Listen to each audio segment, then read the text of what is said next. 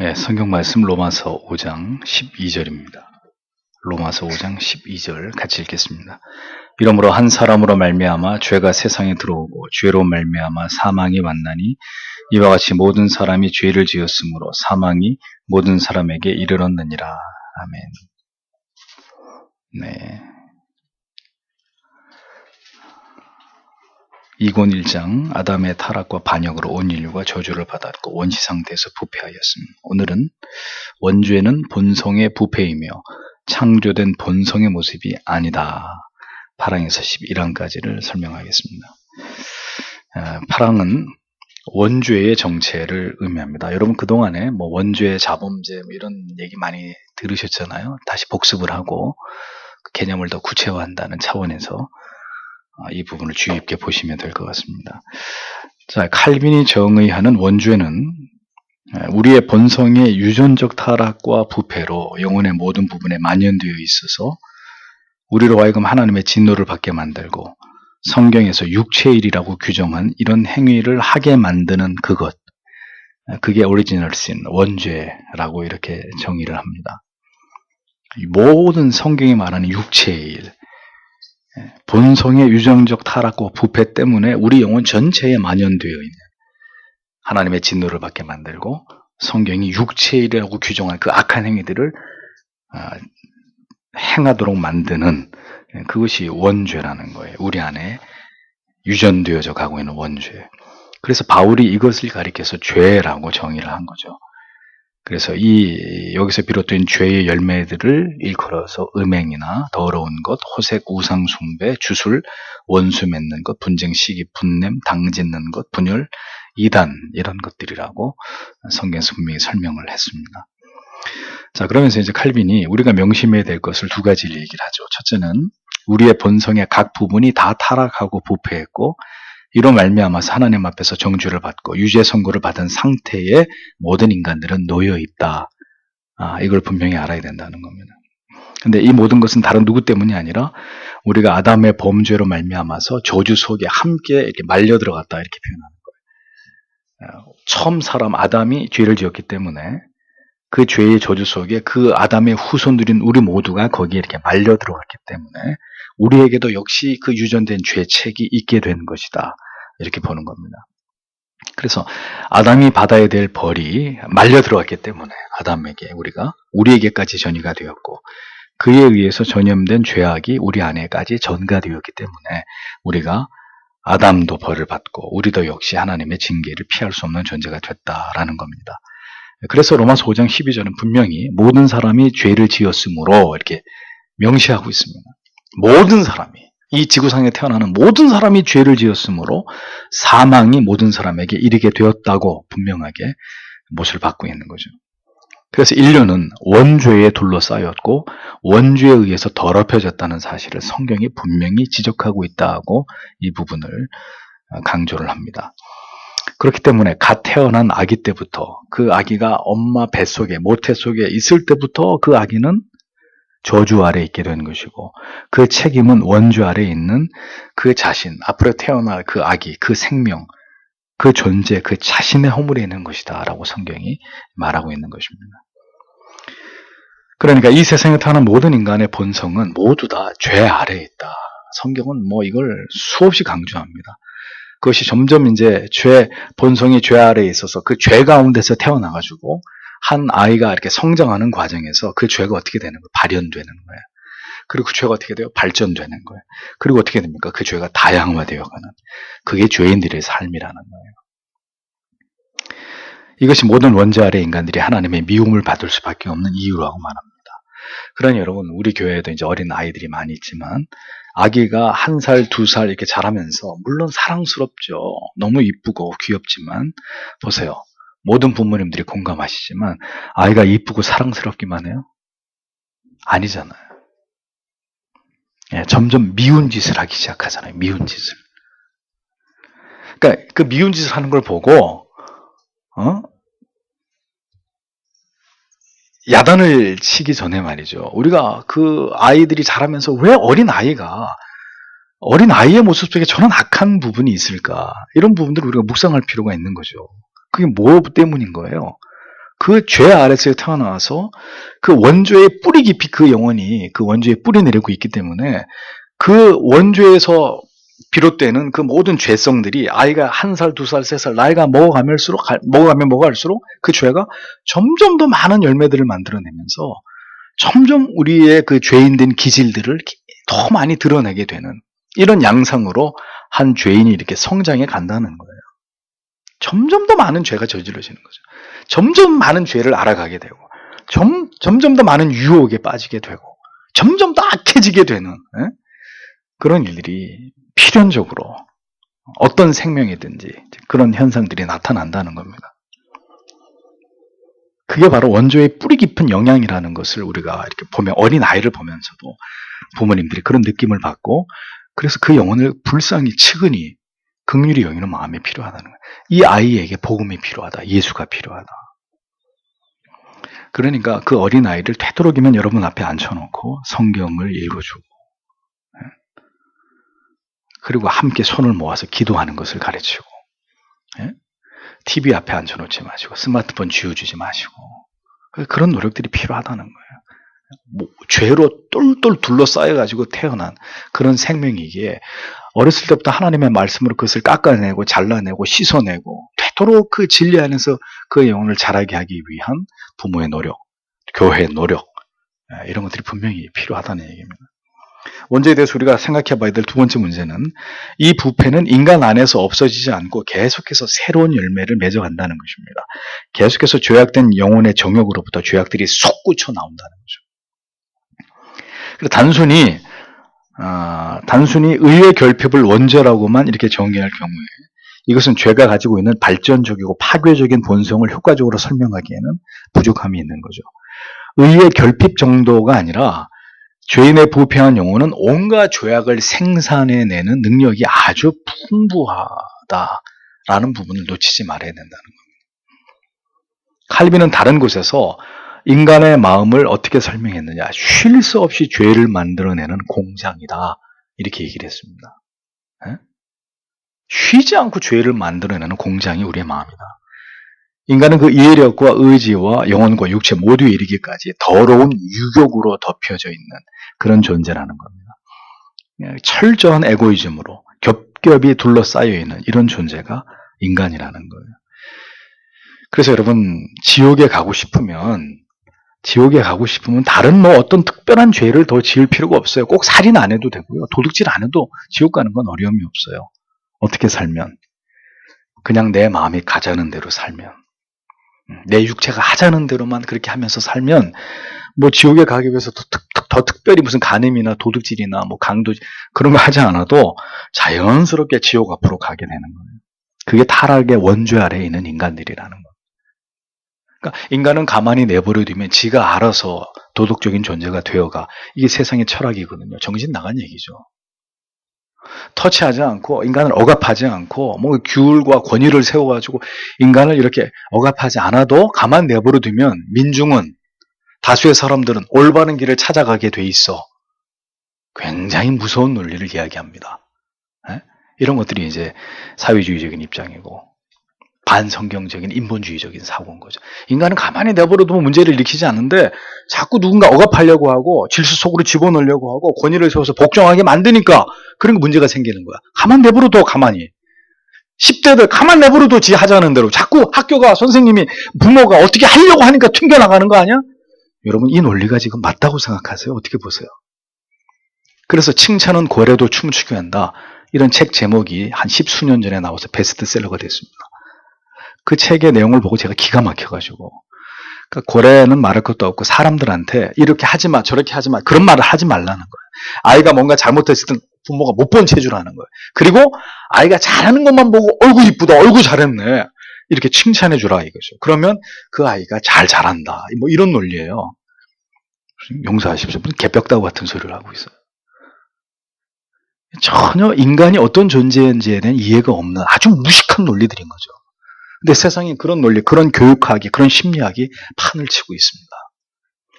인간을 힘들게 하지 마라. 가만 내버려 두면 자기들이 좋은 세상을 만들고 굉장히 사회적인 존재가 되고 그렇게 해서 이 세상이 지금 이렇게 돌아갑니까?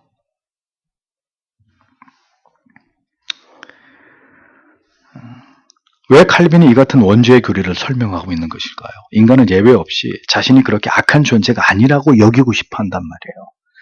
하나님께 죄로 말미암아 하나님의 저주와 미움을 받을 수밖에 없는 흉악한 죄인으로 언제나 자기를 스스로 이렇게 파악하려고 하기보다는 하나님이 지극히 사랑해 주셔야 되는 존재로, 그러니까 어떤 죄를 지어도 우리를 이뻐해 주시고 미워하지 않고 항상 이렇게 우리 편에 서 주셔야 되는 존재로 하나님을 그렇게 인식하고 하나님 앞에 서 있는 우리 자신을 그렇게 인식하고 무조건 사랑받아야 된다고 생각하는 거예요.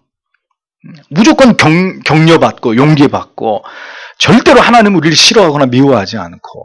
그래서 여기서 더 나갔다가 존 스튜어트는 나는 지옥에 대해서 불가지론적인 입장을 취한다. 하나님이 그렇게 사랑하는 자녀들을 지옥에 넣으실까? 그 이상한 얘기를 했어요. 존 스튜어트가 복음주의의 교황이라고 말하는 그가 죽기 얼마 전에 한국에 와서 우리는 헛소리라고 규정을 하는 거죠. 보통 복음주의 교회들이 그렇습니다. 뭘 강조합니까? 사랑과 은혜만 강조하죠. 근데 성경은 절대로 인간을 그렇게 말씀하고 있지 않다는 겁니다. 우리는 분명히 우리의 실존을 원죄 아래 본성적으로 부패한 전적으로 타락한 존재로 우리 자신을 분명하게 인식해야 될 필요가 있다는 겁니다. 거듭 말씀드리지만 모든 신령한 은혜를 죄인들에게 임하는 값없이 베푸시는 하나님의 은총을 그렇게 전적으로 부패하고 무능한 것이 바로 죄인임을 깨닫는 어떤 이 영혼이 으깨어지고 겸비게 된 죄인들에게 이러한 하나님의 은혜는 임하는 거예요. 신령한 하나님의 은혜, 값없이 베푸는 하나님의 은총, 마음이 이렇게 꺾여진 자들, 자기가 죄인이라는 것을 철저하게 그리스도 앞에서 자복하는 자들에게 그 하나님의 은혜가 부어지는 거예요. 영혼이 으깨어진, 부서진, 바스라진 그 영혼 속에 그 영혼을 십자가의 피로 씻어서 다시 정결케 이렇게 세우시는 하나님의 은혜가 그런 죄인들에게 임하는 거예요. 난 죄 없습니다. 있어도 조금만 있습니다. 대부분은 괜찮은데 부분적으로 내가 죄가 있을 뿐이지 나 그렇게 악한 사람 아닙니다. 이렇게 생각하는 사람의 영혼 안에 하나님의 은혜가 깃들기는 만무한 것입니다. 그래서 여러분, 교회 안에서 여러분은 아니지만 오만하고 버릇없는 신자들 얼마나 많은지 몰라요. 하나님을 향해서. 신자라고 말할 수 없는 사람들이에요. 원죄의 교리는 이 부분을 집요하게 설명하면서 우리 자신에 대해서 우리가 절대로 높은 마음을 가져서는 안 되는 존재라는 것을 철저하게 설명하고 있는 겁니다. 9번째, 죄는 전인을 부패시킴, 구항입니다. 죄는 전인을 부패시킨다. 아담이 타락한 이후에 죄는 인간의 영혼의 한 부분만 점령한 게 아니라 전체를 점령하는 것이다. 칼빈이 분명히 설명을 합니다. 욕망과 불신앙이 인간의 지성을 장악하고 교만이 우리의 마음 깊은 곳까지 침투해 들어갔다는 거예요. 인간의 부패는 방금 얘기했죠. 한 부분에만 국한되지 않고 모든 부분, 영혼의 본성 전체에 이르게 된 것이다. 그러니까 성경은 완전하고 전적인 부패와 타락이 우리 안에 진행됐다고 분명히 말씀합니다. 지정의의 총체적인 타락과 부패가 일어났다고 분명히 얘기합니다. 그래서 사도 바울은 인간의 총체적인 부패를 설명하면서 또 한편으로 영으로 옛사람과 육에 대항하고 심령을 새롭게 해야 된다라고 역설했습니다. 성경은 하나님이 하신다는 말씀도 있고 우리가 어떤 부분들을 해야 된다고도 얘기합니다. 이걸 이제 잘 이해하는 게 필요해요. 마음을 새롭게 함으로 변화를 받으라고 분명히 권고합니다. 영으로서 육의 행실을 죽이라. 이 죽이는 주체는 누구예요? 하나님이에요? 우리란 말이에요. 이 같은 말씀은 신자로 하여금 영혼의 우수성과 종괴성의 상처를 입은 부분과 부패한 부분을 치유받으면서 새로운 본성을 입어 나아가야 한다라는 이 결론에 도달하게 만듭니다. 그러니까 하나님이 은혜를 주시죠. 고치기를 원하시죠. 예? 병원에 환자가 있어요. 근데 의사가 이 사람을 어떻게 해서라도 살리려고 하고 있습니다. 모든 의수를 총동원하고 약을 다 쓰고 이 사람을 살리려고 해요. 근데 환자가 살 의사가 전혀 없어요. 그럼 어떻게 될까요? 백약이 무효하게 되는 거예요. 이 죄인이래요. 이 환자도 살려고 의사 선생님 제발 살려달라고. 의사 선생님 손을 잡고 제발 저를 살려달라고. 의사 선생님을 믿는다고. 이렇게 해야 의사도 사명감을 가지고 정말 그 사람을 살리기 위한 더 한층 노력을 다 하겠지만 제발 날 내버려 두라고. 죽고 싶대. 제발 좀 날 건드리지 말아라. 난 죽고 싶다고. 물론 뭐 그래도 의술이 탁월하면 뭐 살려는 낼 수 있겠지만 그 무슨 의미가 있어요? 죽으려고 하는 사람을 살려놓고 무슨 의미가 있겠어요? 그러니까 이 말씀은 신자로 하여금 하나님을 닮아서 거룩하고 존귀한 상태로 지음을 받았는데 죄로 인해서 그 많은 부분이 유실됐단 말이죠. 그러니까 날 내버려 두세요. 이렇게 살다 죽게가 아니라 그리스도의 은혜를, 그 사랑을 경험하고 난 다음에 어떻게 해서라도 주님을 닮고 싶습니다. 하나님이 기뻐하는 인생을 살겠습니다. 주님, 나에게 은혜를 베풀어 주십시오. 주님, 내가 한 주간 동안도 죄를 짓고 불순종하고 세상으로 나가서 이렇게 살았는데 그건 제 본 마음이 아닙니다. 저는 정말 주님 뜻대로 살고 싶고 하나님 안에 머물러 있고 싶고 주님과 친밀하고 싶습니다. 그러니까 부디 나에게 하나님 나를 붙들어 달라고, 나에게 은혜를 베풀어 달라고, 죄를 이길, 유혹을 이길 힘을 달라고, 이렇게 해야 된다는 거예요. 죄로 말미암아 타락한 인간은 머리끝부터 발끝까지 총체적으로 죄로 물든 존재죠. 인간의 육을 향해서 달려가려고 하는 생각은 모두 하나님과 원수가 되고 사망에 이르게 된다고 바울이 로마서에서 분명하게 일갈했죠. 인간의 모든 사고와 의지와 행동의 방향은 철저하게 하나님과 반대가 되고 인간 자신을 향하게 되고 결국은 사망을 향하게 되는 것이다. 성경이 우리에게 분명하게 적시하고 있다는 겁니다. 그러하게 우리는 오늘도 날마다 우리의 마음에서 들려오는 소리를 들으면 안 되고, 이 마음에서 들려오는 소리를 들으면 안 되고 성령의 진리를 통해서 우리의 영혼의 진동판을 두드리면서 우리에게 세미하게 들어오는 그 깨달음의 귀를 기울이는 자들이 되어야 된다. 이 육덩어리, 우리의 감정에 의해서 좌지우지하면 안 되고 냉철하게 하나님의 말씀을 판단하고 그 뜻을 이해하고 하나님 우리에게 무엇을 원하고 기뻐하시는지를 깨닫는 영의 소리에, 성령의 음성에, 진리의 깨달음에 우리가 더 마음과 귀를 기울이는 자들이 되어야 된다는 거죠. 그러니까 여기에 소리를 들을 거냐, 여기에 소리를 들을 거냐, 신자는 그걸 늘 생각해야 된다는 겁니다. 지금도 진리 안에서 성령의 음성을 듣지 않고 자기의 마음에서 들려오는 소리에 충실하면서 살아가는 많은 그리스도인들이 있습니다. 그게 뭐죠? 그 모든 것이 부패한 악이고 죄라는 거죠. 죄. 근본적으로 우리의 모든 생각은 철저하게 이기적이고 육적이고 자기애적이고 죄를 지향하는 것이다. 이런 어떤 자기 자신에 대한 정확한 인식과 사고를 절대로 멀리하면 안 됩니다. 그러니까 거울을 보면서 지난주도 말씀드렸잖아요. 잘생겼네. 이 정도면 준수하네. 그게 아니라 거울을 보면서 이 죄이나, 이 한심한 죄이나, 오늘도 하나님의 은혜가 없이는 너는 분명히 죄를 지을 것이고 넘어질 것이고 죄를 지어놓고도 회개할 줄 모를 것이고 그게 너야. 그게 너라는 인생이야. 자기를 이렇게 봐야 돼. 거울을 보면서 어떻게 하면 핀 하나 더 꼽아가지고 더 이뻐 보여. 색칠을 더 잘해가지고 좀 이렇게 이런 생각하지 말고 자기 영혼을, 물론 거울에 자기 영혼이 비추어지지 않죠. 하나님의 말씀을 펼쳐놓고 자기 영혼을 비춰보면서 아무것도 할 수 없는 전적으로 무능한 존재. 주님 나에게 은혜를 베풀어 주셔서 나를 붙들어 달라고, 주의 오른팔로 나를 붙들어 달라고, 이렇게 아침으로 저녁으로, 그게 자기 영혼을 들여다보는 일이잖아요. 내 안에 결코 선하고 아름다운 것이 나오지 않음을 알고 날마다 진리 안에서 하나님의 도우시는 은총 안에서 새 사람을 잊기 위해서 노력하는 그런 진지한 신앙의 삶이 우리에게 요구된다는 거예요. 그건 해도 그만 안 해도 그만이 아니라 반드시 우리에게 요구되는 것이다.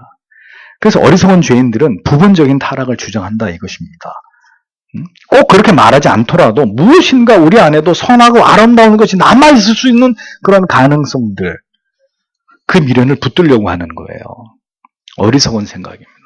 전적인 타락, 아무런 소망이 없는 존재로서의 자기인식, 십자가의 은혜의 출발은 바로 거기서부터 시작되는 것이다. 여러분 절대 그것을 간과하셔서는 안 됩니다. 한마디로 얘기하면 이런 거죠. 잘 죽는 사람이 잘 사는 거예요. 참 역설적인 어려운 말입니다. 덜 죽는 사람은 하나님 앞에서 잘 살 수 없는 거예요. 잘 죽는 사람, 잘 죽이는 사람이 잘 살 수 있습니다. 하나님 앞에서. 그 반대면 절대로 구원은 받았되 이 세상에서 잘 살 수는 없습니다. 10번째 항목, 죄악된 상태는 하나님의 탓이 아니다. 하나님의 역사하심은 타락한 인간 안에서 찾아서는 안 됩니다. 그러니까 타락한 인간이 그 타락하기까지 뭔가 하나님의 개입이 있을 것이다. 이런 생각하면 안 된다는 거예요. 하나님과 전혀 무관한 것입니다. 우리가 타락하는 것은 하나님과 전혀 무관한 것입니다. 하나님의 역사하심은 타락하기 이전, 죄로 인해서 손상되고 부패하기 이전의 본성 속에서 찾아야 됩니다. 하나님이 우리를 아름답게 완벽하게 창조했다. 여기까지가 하나님의 역사하심이에요. 어리석은 인간들은 주장하기를 그러나 그 인간을 타락하게 한 것도 하나님이다. 이런 논리를 펴는 거죠. 인간의 파멸은 하나님께로부터 계획되어지거나 의도되어진 것이다. 이렇게 주장하려고 한다는 겁니다. 어리석은 인간들은 아니라는 거죠. 근데 누가 이런 주장을 하는 줄 아세요? 초칼빈주의자들. 이 사람들이 어떤 주장을 하느냐. 자, 십자가가 이 땅에 출현하기 위해서는 반드시 뭐가 있어야 돼요? 죄가 저질러져야 되는 거잖아요. 인간의 타락은 그렇기 때문에 십자가가 예정된 것이라면 인간의 죄도 필연적으로 발생해야 되는데 그럼 누가 했다는 거예요, 그러면? 누가 죄를 짓게 만들었다? 결국 그 죄도 하나님이 하셨다라는 논리밖에 성립이 되지 않는 거예요.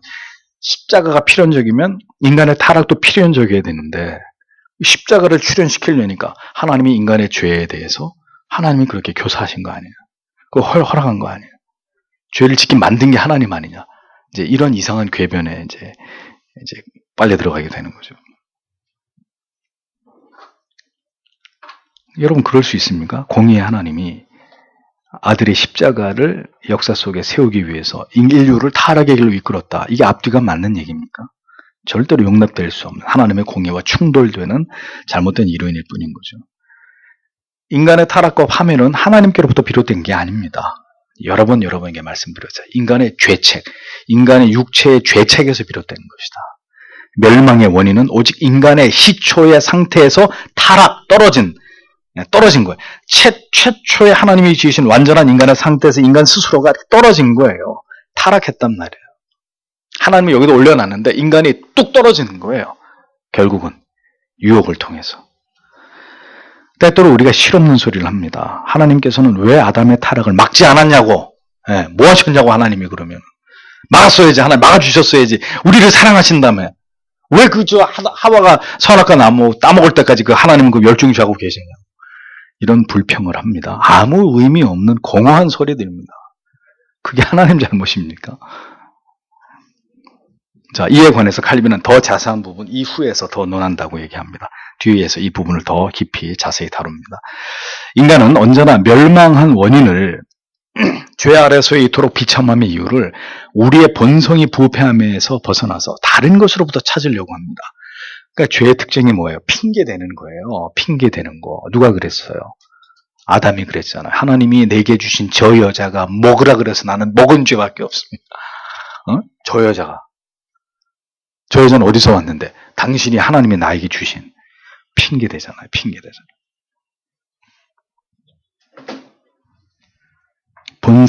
본성의 창시자 하나님께로 인간의 죄의 문제, 타락의 문제, 우리는 계속 이렇게 핑계대려고 하나님의 탓으로 돌려버리려고 합니다. 죄로 인해 우리가 받은 데미지는 치명적이고 영원한 것이죠. 우리는 그 원인에 대해서 상당한 호기심과 집착을 발동합니다. 그렇게 해서 좋은 쪽으로 가는 게 아니라 인간은 죄가 없고 모든 책임은 하나님께 있다. 자꾸 이쪽으로 가려고 한다는 거죠. 전도서 7장 29절은 못 박습니다. 나의 깨달은 것이 이것이라. 곧 하나님이 사람을 정직하게 지으셨으나 사람은 많은 꾀를 낸 것이니라. 하나님은 정직하게 지었는데 인간이 많은 죄를 만들어낸 거예요. 인간의 생각 속에서, 상상력 속에서, 인간의 불필요한 호기심 속에서 많은 죄들을 인간들이 만들어낸 거예요. 인간의 멸망은 오늘의 이 모든 멸망의 징조의 원인과 책임은 언제나 하나님께 있는 게 아닙니다. 우리 안에 있을 따름입니다. 하나님께로부터 무한히 빛나는 의를 얻었음에도 인간은 스스로를 허무의 상태로 밀어넣은 것입니다. 여전히 그 어리석음을 우리는 계속하고 있고 우리가 그 어리석고 미련한 아담의 후예인 것을 열심히 오늘도 우리는 우리의 삶에서 입증하고 있는 것입니다. 내가 죄를 선택하는 것을 통해서, 내가 불순종의 자리로 내려가는 것을 통해서, 이것과 이것의 가치 중에 언제나 세상이 하나님의 말씀보다 내 결정이 더 맞다고 하는 이 결정을 통해서 오늘도 거듭 이 미련하고 무지한 인간의 죄성들을 우리는 우리 스스로 드러내고 있는 거예요. 그 누굴 핑계댈 거예요, 그거에 대해서요. 11번째 항목, 본성적이라는 용어의 의미입니다. 인간은 본성적인 오염으로 말미암아 부패했지만 그렇게 된 것이 본성에서 비롯된 것은 아닙니다.